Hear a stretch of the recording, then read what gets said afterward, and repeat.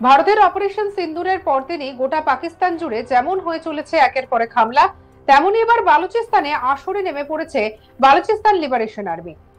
দক্ষিণ বালুচিস্তানে বিপর্যস্ত হয়ে পড়েছে পাকিস্তান সেনা। পাকিস্তান ভেঙে নতুন স্বাধীন দেশের পতাকা উড়ল বালুচিস্তানে। আগুন লাগিয়ে দেওয়া হয়েছে পাকিস্তানের পুলিশ গাড়িতে। সেই সমস্ত ভিডিও সামনে এসেছে, চলুন দেখে নিই।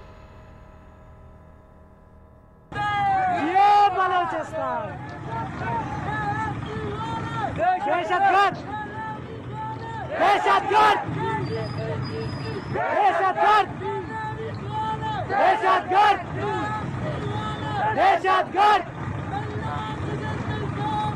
फादा बलूच फादा बलूच फादा बलूच फादा बलूच दहशतगर्द दहशतगर्द दहशतगर्द दहशतगर्द।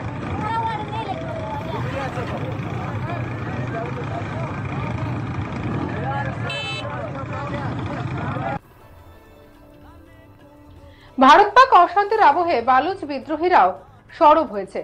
বৃহস্পতিবার রাতে যখন পাকিস্তানে পরপর ড্রোন হামলা চালানো হচ্ছে, তখন নিজেদের স্বাধীনতার দাবি করতে শুরু করে এই বালুচ বিদ্রোহীরা। আর এবার বিশ্বের কাছে খোলা চিঠি লিখেছে তারা।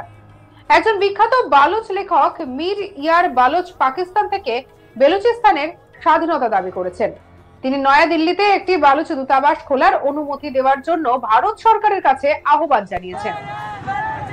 বালুচ জনগণের পক্ষে মীর ইয়ার বালুচ সোশ্যাল মিডিয়ায় প্ল্যাটফর্ম এক্স হ্যান্ডেলে একাধিক পোস্ট করেছেন।